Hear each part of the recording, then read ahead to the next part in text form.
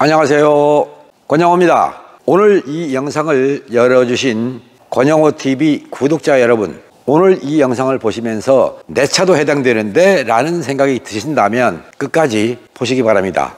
여러분들의 자동차가 떨림이 있습니까? 또는 진동이 있습니까? 그렇다면 진동 또는 떨림이 언제 발생합니까? 첫째, 냉간시에. 둘째, 열간시에. 아침에 떠는 자동차 정비하러 간 다음에는 거기서는 이미 열관 상태가 됩니다.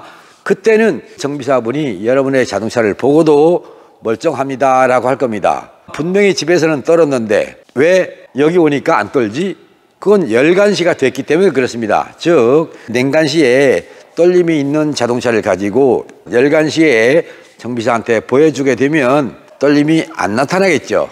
그러니까 냉간시의 떨림은 냉간시 상태에 보여주셔야 되고, 열간시의 떨림은 그냥 정비하러 가게 되면 이미 열간 상태가 되기 때문에 정비사님이 보시고 진단기를 통해서 고장 코드가 없으면 정상입니다 라고 할 수도 있습니다. 그런데 정상이라는 데이터 속에서 찾아낼 수 있습니다. 깊은 내막을 여러분들이 이해할 수 있도록 충분하게 설명하려면 1시간 가지고 모자랄 겁니다. 그래서 간간히 스캐너를 보면서 말씀을 드렸었는데, 여러분들은 스캐너 진단 화면이 나오면 나는 뭔지 모르겠는데 그래서 덮어버리죠. 그런데 여러분들이 그런 영상을 보시면서 끝까지 지켜보신 분이라면 아하, 그렇구나 라고 하시게 됩니다. 즉 여러분이 자동차 전문가는 아니어도 진단해 가는 과정을 안내해 드리다 보면 결론이 난다. 그런데 그것을 못 참는다. 그러다 보니 쇼츠 영상을 많이 보거나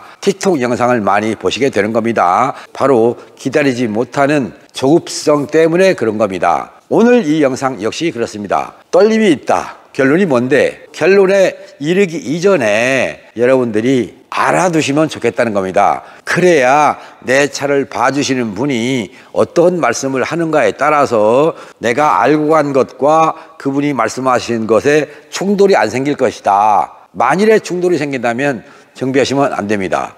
그러니까 여러분들이 이 영상을 통해서 제가 드리는 메시지를 통해서 여러분들의 자동차가 그렇게 깊은 내막이 있는 고장이 아니라는 것을 아셨으면 좋겠다는 말씀을 드리는 것입니다. 진동, 떨림, 이거죠. 진동이나 떨림이나 같은 거 아닙니까?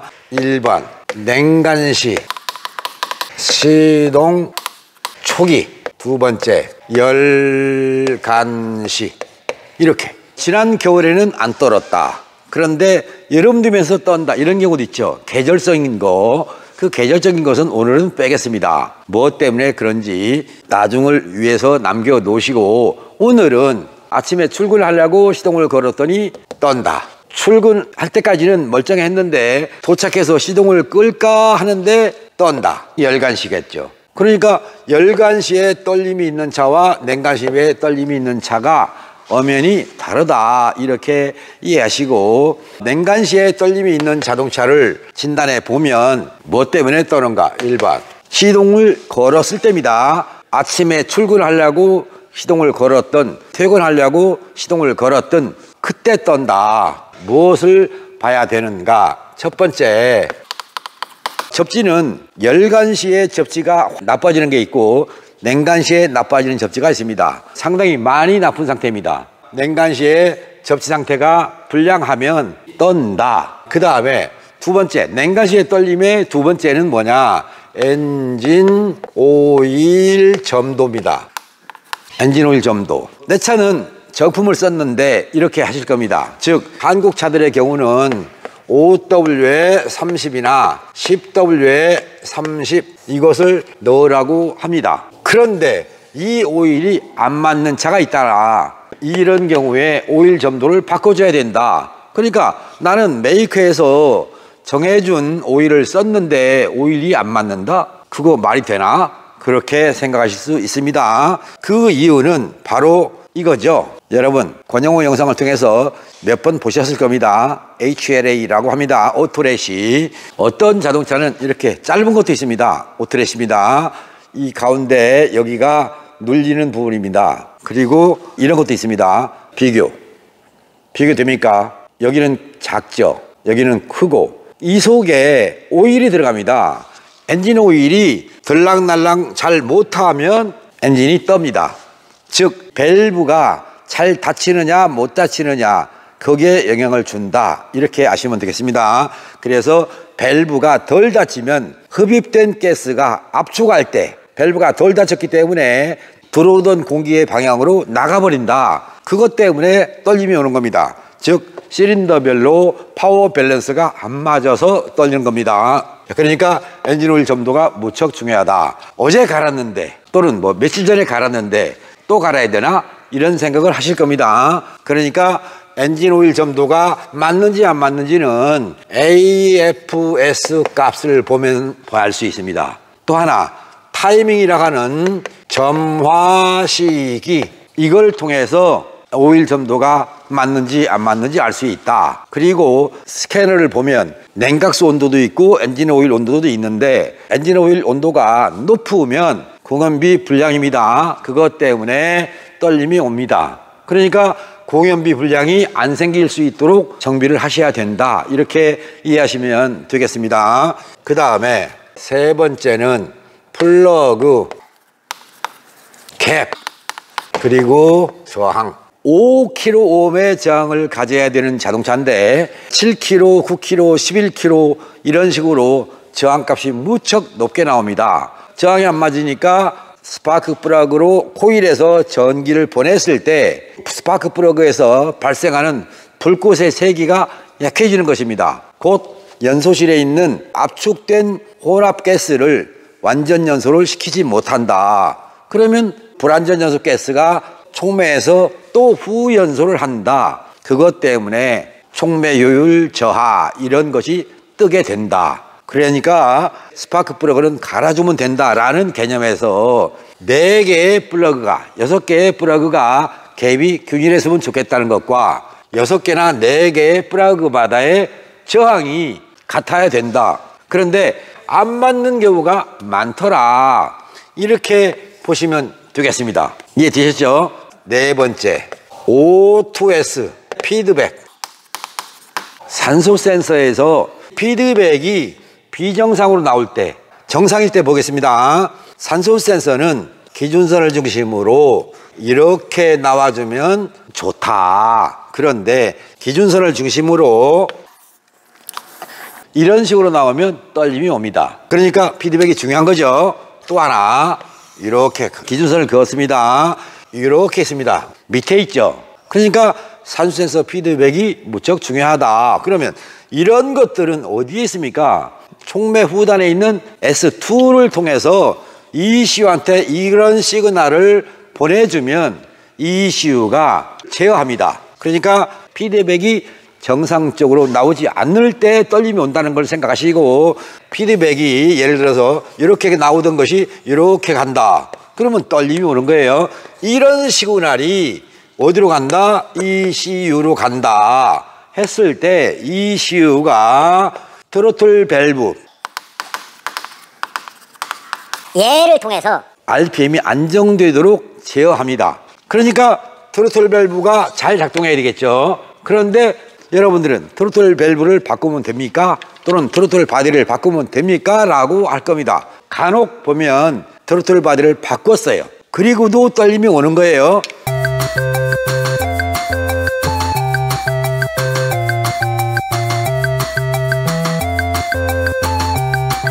그러니까 마지막 번에 해당되는 것을 바꿨음에도 불구하고 떤다는 얘기는 접지선 상태가 불량한 상태, 엔진 오일 점도가 안 맞는 오일이 들어가 있고 플러그의 갭이나 저항이 안 맞는 상태가 되면 산소 센서의 피드백은 정상적으로 나오지 못한다. 그래서 피드백이 이렇게 나올 때 ECU로 하여금 여보세요, 연료 좀 더 주세요, 이런 신호가 됩니다. 연료를 더 달라는 요구 신호가 들어갔을 때는 점화 진각되기 때문에 AFS 공기량 센서 값이 증가합니다. 그러면 공연비 희박이 되는 겁니다.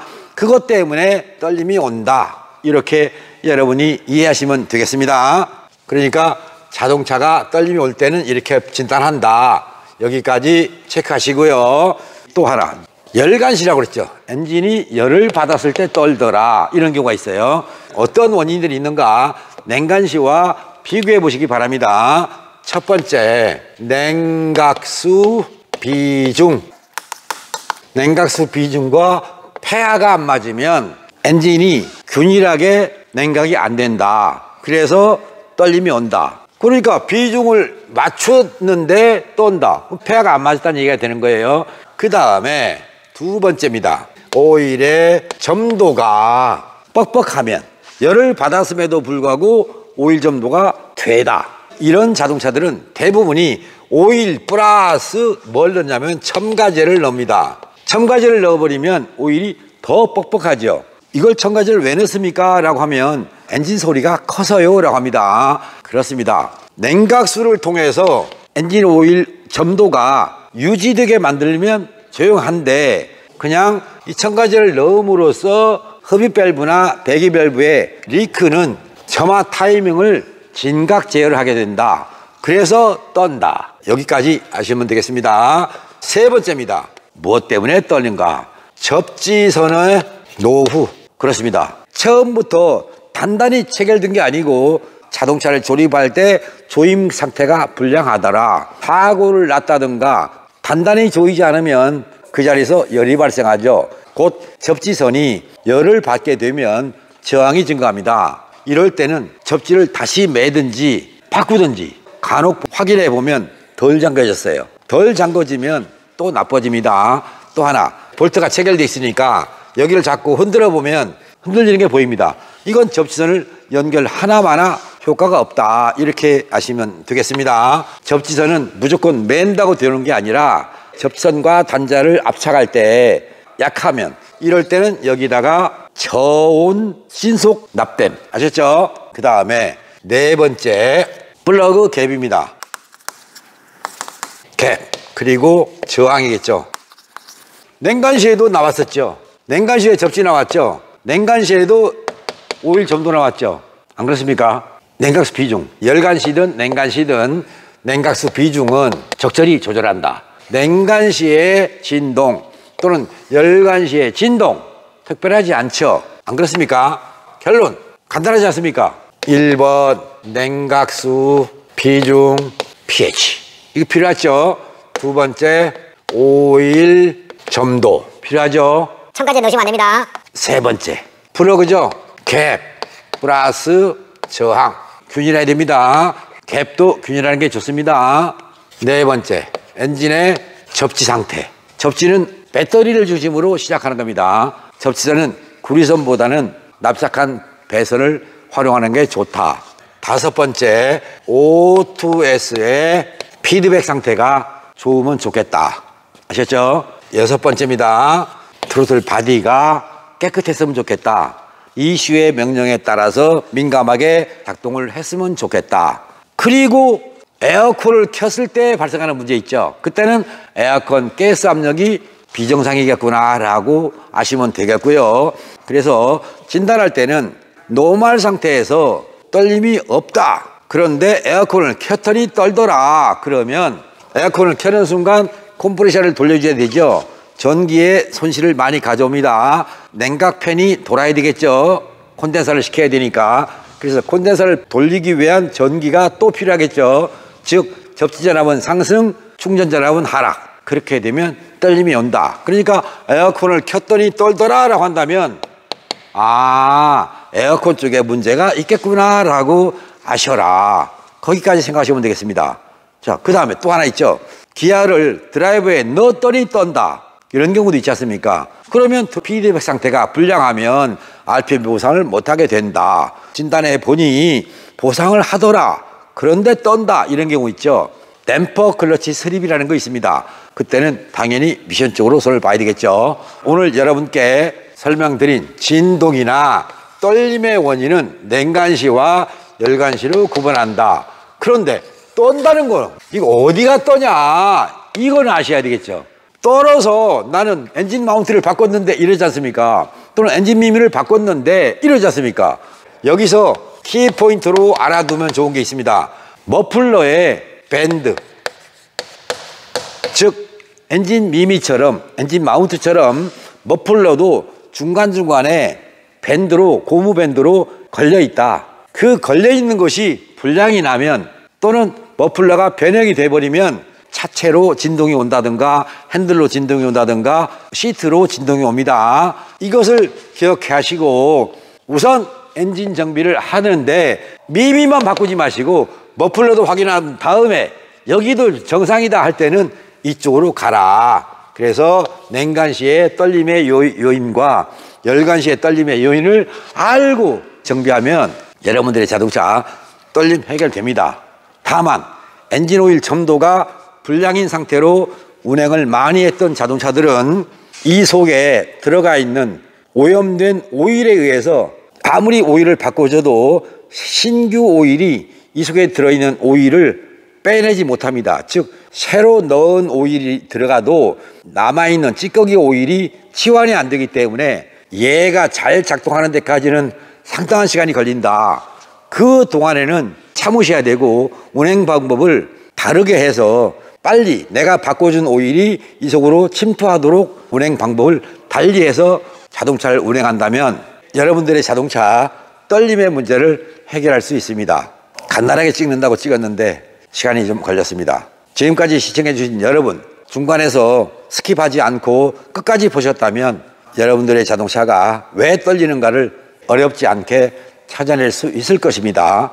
여러분들의 단골 정비업체에 가셔서 깊이 상의해 보시고 또 스캐너를 통해서 또는 손을 이용해서라도 어디서 떨림이 발생하는가를 찾아보신다면 아마 좋은 결과가 있을 것으로 판단합니다. 시청해 주신 여러분 고맙습니다. 바이바이.